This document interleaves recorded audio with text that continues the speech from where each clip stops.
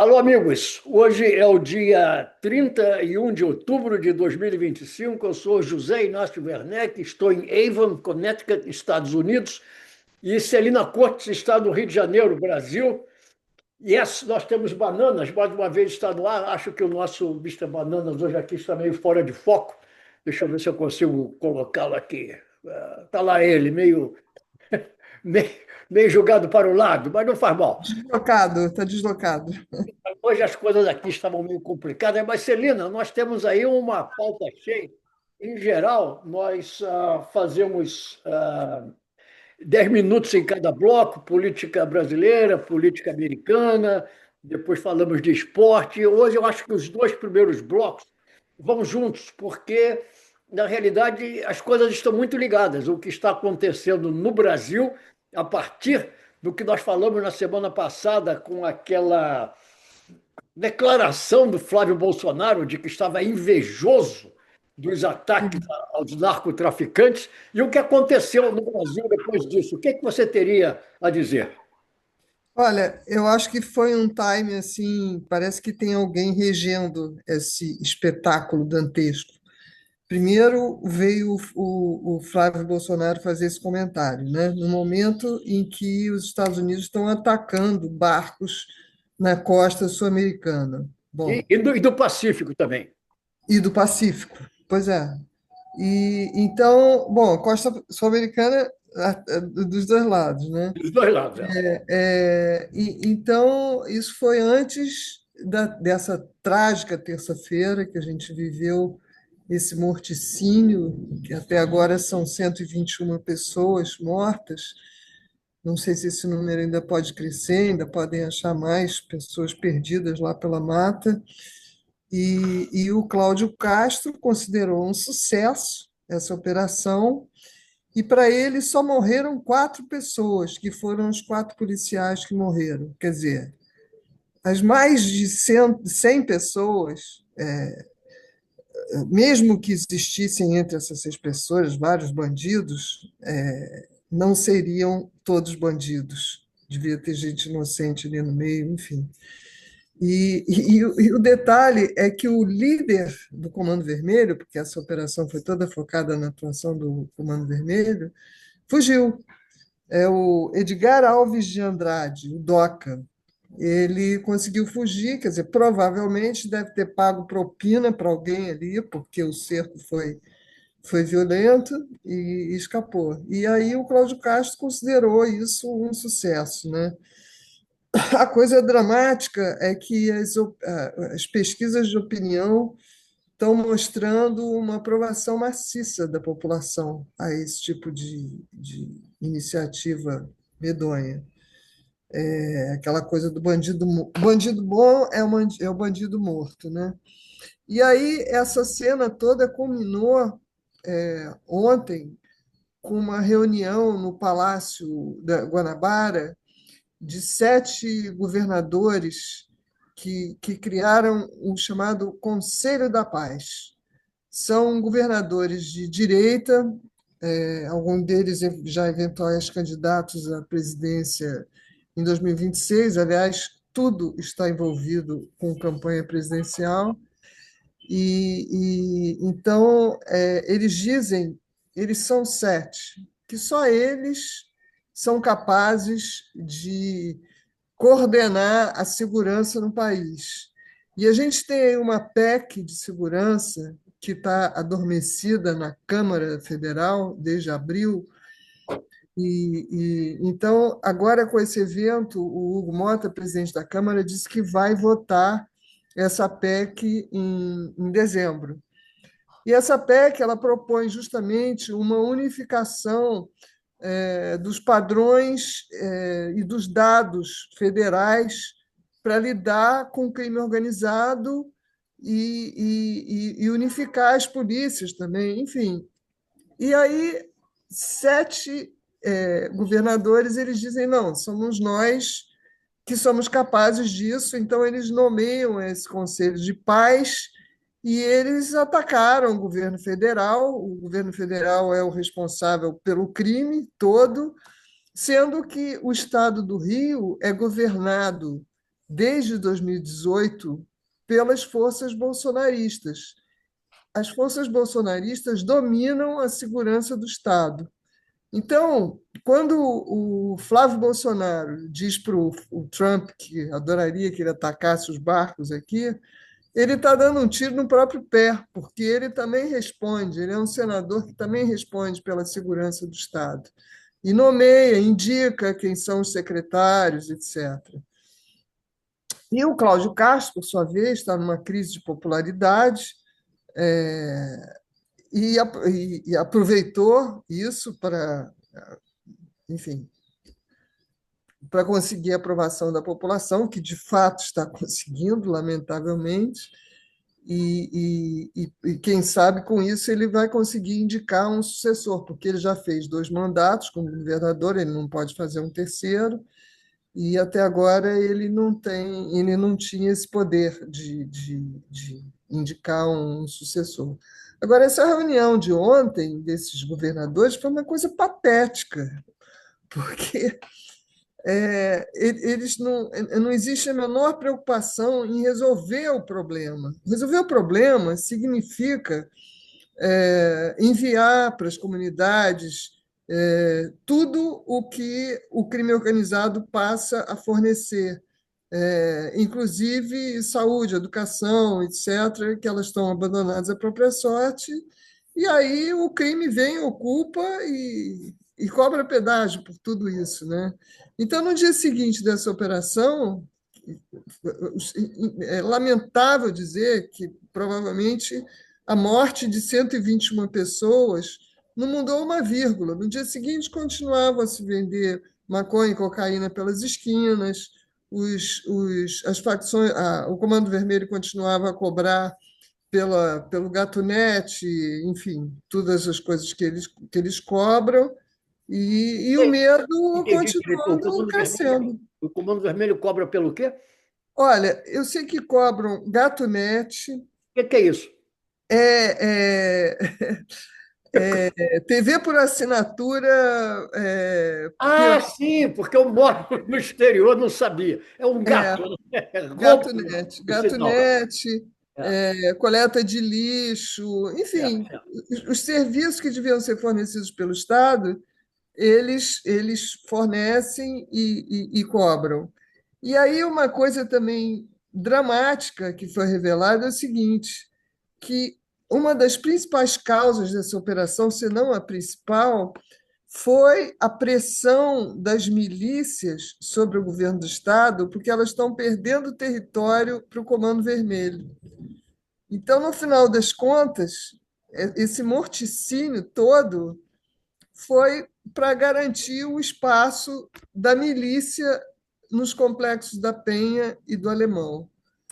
Então, meu amigo, o Rio de Janeiro é uma tragédia. Assim, Você veja o seguinte, isso tem repercussão internacional. Eu quero mostrar aqui, na primeira página de hoje, do New York Times, eu botei essa foto hoje no Facebook, relatando também a opinião de um catedrático inglês, um professor da Universidade de Cambridge, mostrando que isso tudo é apenas uma jogada política com vista à eleição presidencial do ano que vem. E agora, o que você vê aqui nessa foto, isso aqui, se você precisa de um documento mostrando quais são os graves problemas econômicos e sociais do Brasil, você tem aqui nessa foto, porque, Celina, não há um rosto branco. Essa é a população da favela. Essa é a é, população é. pobre do Brasil. Entendeu? Então, Imagina se eles vão fazer isso em Ipanema, Leblon, Então, entendeu?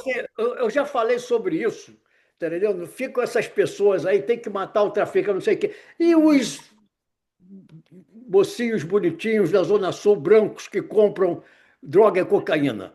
Eles não Pois têm é. culpa nenhuma nisso. Se um homem vai andando por uma calçada e encontra na esquina uma prostituta rodando bolsinha e vai ter relações sexuais com ela, a culpa é da prostituta, ele não tem nada a ver com isso.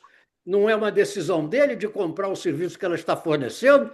Quer dizer, então, todas essas pessoas que compram drogas não têm nenhuma culpa nisso. E os que lavam dinheiro, Porque aqui nos Estados Unidos, isso tudo está muito ligado ao que acontece aqui nos Estados Unidos. O Trump está aí. O Brasil está ganhando dos Estados Unidos. O Brasil matou 120 e tantos de uma vez só. Nos Estados Unidos, a contagem no momento parece que é de 75, que o Trump, contra todas as regras de direito internacional, está atacando, sem saber o que são as pessoas que estão a bordo. Essas pessoas que estão a bordo desses barcos e que estão sendo mortas por Donald Trump, ninguém sabe se realmente são traficantes de drogas ou não. Um deles escapou, os Estados Unidos não sabiam o que fazer com o cidadão, foi entregue ao governo do Equador. O governo do Equador disse que ele não é traficante de drogas, soltou o homem. Disse que era apenas um pescador. Eu não sei. Agora, ninguém sabe. Esse é que é o problema.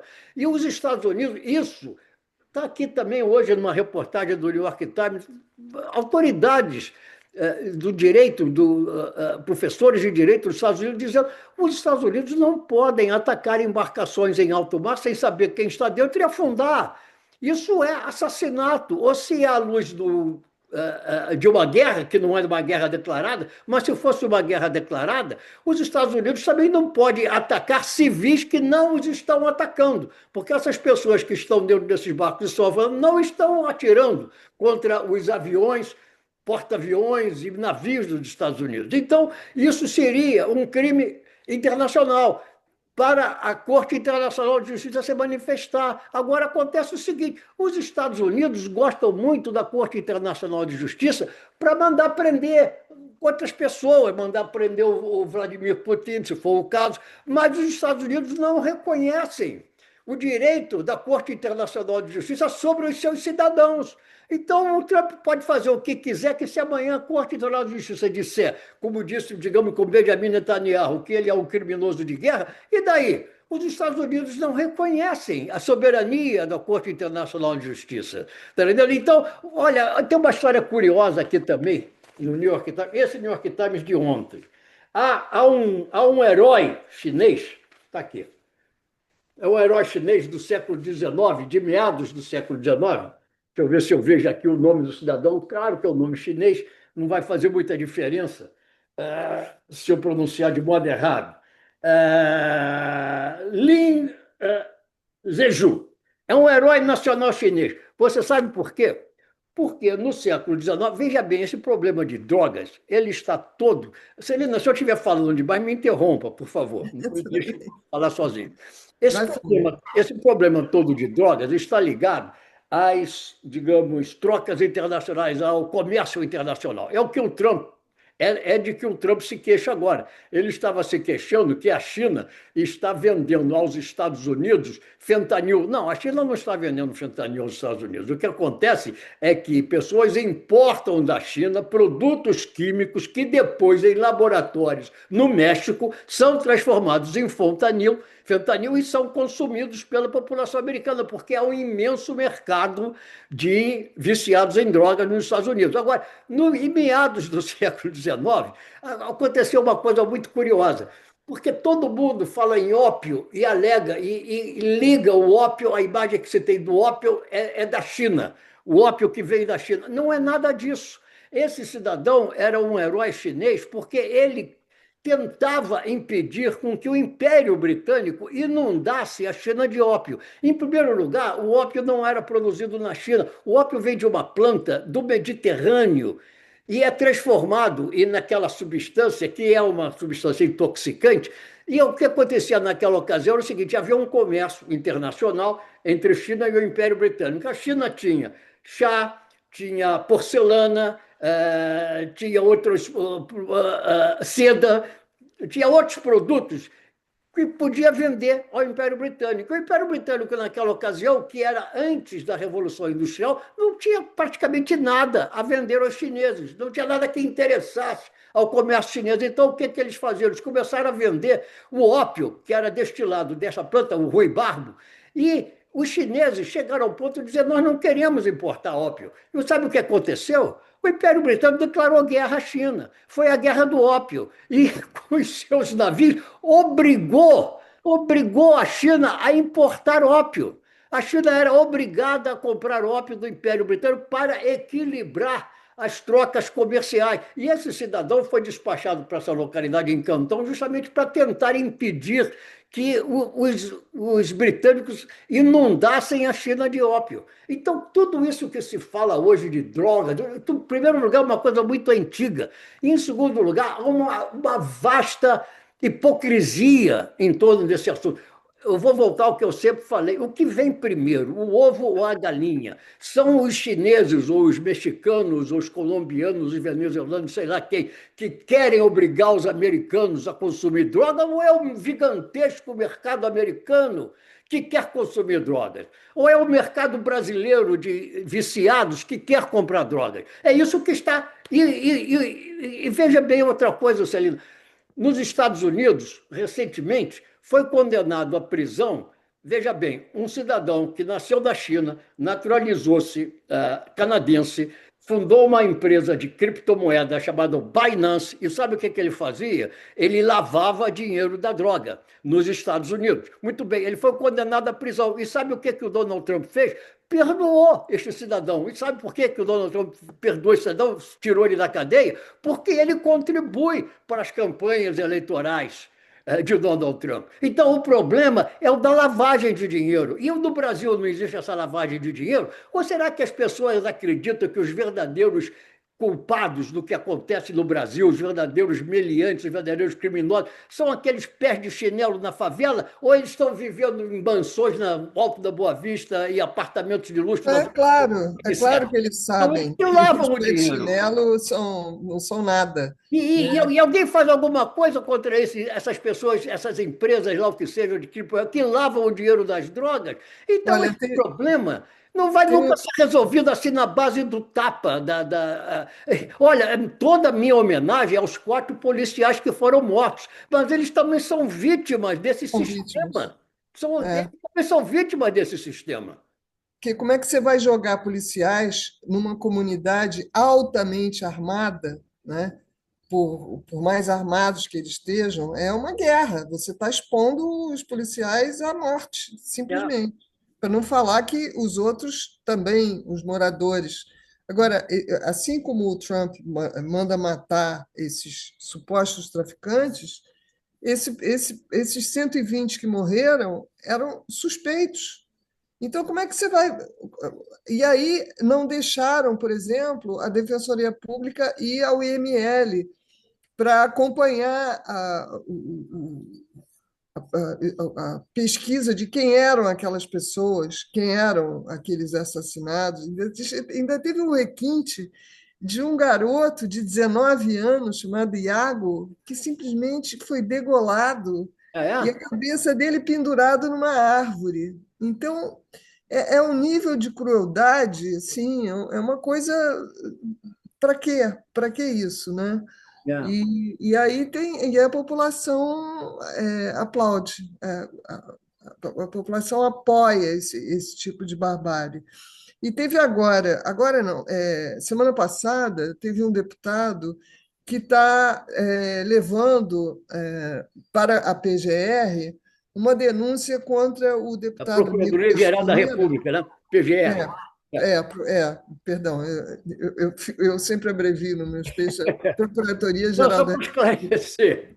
Sim, É. uma denúncia contra o Nicolas Ferreira, que ele, acho que foi em janeiro ou fevereiro, foi em janeiro, ele publicou uma fake news dizendo que o governo estava querendo taxar o Pix. Isso, inclusive, desencadeou uma queda de popularidade do Lula, foi uma crise e tal. E aí a Receita Federal teve que voltar atrás numa decisão que ela tinha tomado de taxar as fintechs. Então, as fintechs foi provada numa outra operação que elas lavam dinheiro do tráfico. Então, esse deputado, esse garotinho propaganda dos bolsonaristas, o Nicolas Ferreira, ele favoreceu as facções com essa brincadeira dele, que era para sacanear o governo, e vai saber lá qual era a intenção dele também, o que, que ele está ganhando, porque ele também tem envolvimento com a máfia de combustíveis de Minas Gerais, enfim, tá bastante enrolado. É. Ô, Celina, só para voltar àquele professor catedrático que eu falei, o nome dele é Daniel Willis, e o que ele falou é de um bom senso, de uma clarividência, que eu acho difícil, porque eu me espanto que as pessoas no Brasil não compreendam isso. Ele trata aqui, não se trata, ele diz, não se trata realmente de uma questão de boa ou má operação policial, não há nada de novo no Comando Vermelho, nem na polícia violenta, nem no tráfico de drogas, nem na chegada de Castro ao poder. Então, porque agora foi uma performance pública de Castro para preencher um vazio na política de direita e atrair Trump, além de se inserir no mapa político nacional e internacional. Quer dizer, o homem está dizendo uma coisa de bom senso e me espanta no Brasil ver as pessoas se deixarem levar. Acho que por uma questão de emoção, elas se deixam levar por essas jogadas políticas que são de uma clareza, estão expostas, nuas e cruas, e as pessoas não conseguem ver o que se passa diante de seus olhos. Agora, para voltar rapidamente aqui à política dos Estados Unidos, eu falei na semana passada, nós estamos completando agora um mês em que o governo americano não paga pessoas, não paga, por exemplo, os controladores de voo, porque houve o shutdown, por causa de Orçamento, né? Crise do orçamento. por que que houve isso? Porque o Trump quer impor uma política absurda. Por exemplo, a partir de hoje, ou a partir de amanhã, dia 1º de novembro, as pessoas que têm bolsa de alimentação não vão receber o seu benefício para se alimentarem. Então, as pessoas não podem se inscrever mais no Obamacare para terem cuidados médicos fornecidos pelo governo dos Estados Unidos, isso desde a época do Barack Obama. Então, o que está acontecendo? Os controladores de voo receberam os seus contra-cheques 0,00 dólares. Estão trabalhando como motoristas de Uber para poder sustentar suas famílias. Nós temos aqui uma situação dessa de catástrofe. Isso aqui nos Estados Unidos não vai acabar bem, porque esse governo do Donald Trump é um governo absolutamente ditatorial e de uma crueza e de uma crueldade extrema com as classes menos beneficiadas. É o que se passa aqui nos Estados Unidos. E eu vejo que as coisas vão se repetindo no Brasil, e essa jogada do Cláudio Castro é exatamente para a eleição do ano que vem, querem impor essa política direitista ao Brasil, como o Donald Trump está impondo aqui nos Estados Unidos. Tem uma antropóloga que é especialista em segurança pública, chama Jaqueline Muniz. Ela, logo em seguida a essa operação contenção, né, ela apontou que as operações violentas só servem para sustentar a política de produção da insegurança como um projeto de poder para turbinar resultados eleitorais. Em última análise, é isso, né? E apesar de anunciado essa operação com um ano de planejamento, não teve integração entre as forças policiais e foi tudo preparado para ele, o Cláudio Castro, brilhar e fazer estatística e Exatamente. crime no Instagram. E como É, é que se faz isso? Aparelhando o medo, né? é, é. Então, espalha o medo, aí fica todo mundo a favor dele. Ele vira a tábua de salvação. Tábua de salvação, por sinal, que a extrema-direita estava bem perdida, porque a popularidade do Lula começou a crescer com campanha de justiça tributária, as coisas os trabalhos que o Sidônio da comunicação começou a mostrar para a população, né? Ele começou a crescer, e o apoio às pazes feitas com Trump, né? Então, o Lula vinha num crescendo, as pesquisas de opinião estavam todas mostrando que ele batia qualquer adversário, ele bate qualquer adversário em 2026. E aí, a extrema-direita perdida, que agora encontrou nesse teatro do Cláudio Teatro, Castro teatro. Bom, vamos ver. a peça que faltava para tentar voltar para a cena política e poder concorrer, e fragmentada, porque o Bolsonaro não indica o sucessor dele, porque ele ainda tem a ilusão de que vai concorrer, e aí apareceu essa suposta tábua de salvação, que é a segurança pública. Bom, vamos encerrar aqui os nossos dois primeiros blocos. Vamos então entrar no terceiro, em que eu sempre falo de esporte e você faz alguma correlação com os acontecimentos da época. Eu vou falar da Copa do Mundo de 1986, que foi aquela famosa Copa em que o Zico foi bater um pênalti contra a França, tinha acabado de entrar, estava frio, o goleiro da França defendeu, resultado, do Brasil foi para a decisão de pênalti, na decisão de pênalti, aquele chute da trave. O importante é que o Brasil foi eliminado daquela Copa de 1986, foi a segunda vez que o Tele Santana era o técnico da seleção brasileira. Mais uma vez, ele, a verdade é essa, fracassou como técnico da seleção brasileira. Ele tinha uma visão de futebol que eu admirava, não deu certo, pelo menos em Copas do Mundo, mas depois ele, como técnico do São Paulo, ele conseguiu o título de campeão mundial de clubes, aliás, numa partida excelente em que ele dominou o São Paulo, derrotou o Barcelona, dirigido pelo legendário Johan Cruyff. Eu também quero, Celina, dar aqui os parabéns ao time do Palmeiras. Eu não sou nem paulista, mas realmente o Palmeiras saiu de um placar de 3-0 contra para derrotar o time equatoriano por 4-0. E isso apenas ressalta o absurdo de que a Confederação Sul-Americana de Futebol permite esses jogos na altitude, porque é evidente que um time brasileiro que vai jogar a 3.500, 4.000 metros de altitude É, enfrenta não uma dá. belíssima desvantagem. Isso é um absurdo. Agora, nesse ano de 1986, Celina, nós tivemos dois filmes que foram premiados. Não sei se você assistiu. Um, o chamado A Missão, que falava justamente sobre um negócio que toca muito de perto aos brasileiros, que foi a colonização ibérica, tanto espanhola quanto portuguesa, na América Latina, com a escravização dos índios. O filme é exatamente sobre isso. E o outro, Out of Africa. O Out of Africa ganhou o Oscar e a Missão ganhou o Palme d'Or do Festival de Cannes. Você teria alguma coisa a dizer, não? Olha, eu vi os dois filmes. A Missão era uma pancada, era uma coisa, um filme muito violento e, enfim, colonização espanhola, ela foi muito mais brutal do que a portuguesa, né?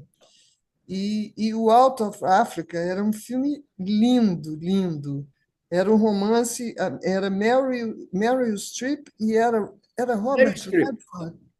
Eu não me lembro, mas Agora eu não estou lembrando qual era o casal, mas era um romance lindo e tal.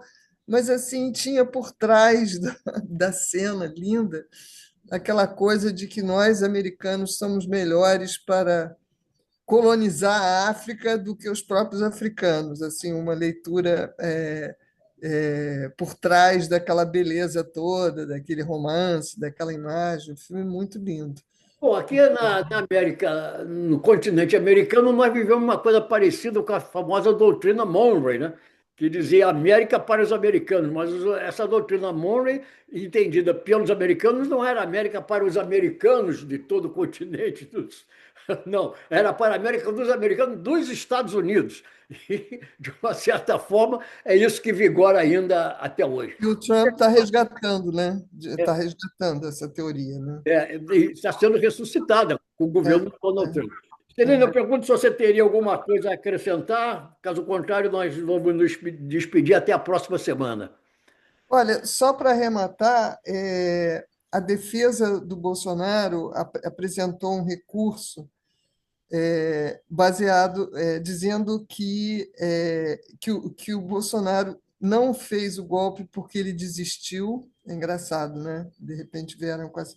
E para ser levado em consideração a opinião do Fux, que inocentou o Bolsonaro, e isso aí vai ser julgado no dia 7 de novembro, e certamente os ministros da primeira turma vão rejeitar, e agora unanimemente, porque o Fux já não está mais na primeira turma, se bandeou para a segunda turma, né? E aí, depois disso, a defesa pode fazer um agravo, e aí vai ter mais 5 dias corridos, não são 5 dias úteis, para apresentar esse agravo, e aí, depois disso, depois da decisão final, o Moraes pode mandar o Bolsonaro para o Chilindró. Muito bem. E com isso, vamos nos despedir. Até a próxima semana. Aqui também fica a despedida do Mister Bananas. Realmente, cada vez mais vai se provando que, yes, nós temos bananas. Tanto o Brasil como os Estados Unidos estão virando rapidamente uma república das bananas. Celina, até a próxima sexta-feira. Até. Um grande abraço, bom fim de semana. Tchau, Igualmente. tchau. Tá, tchau.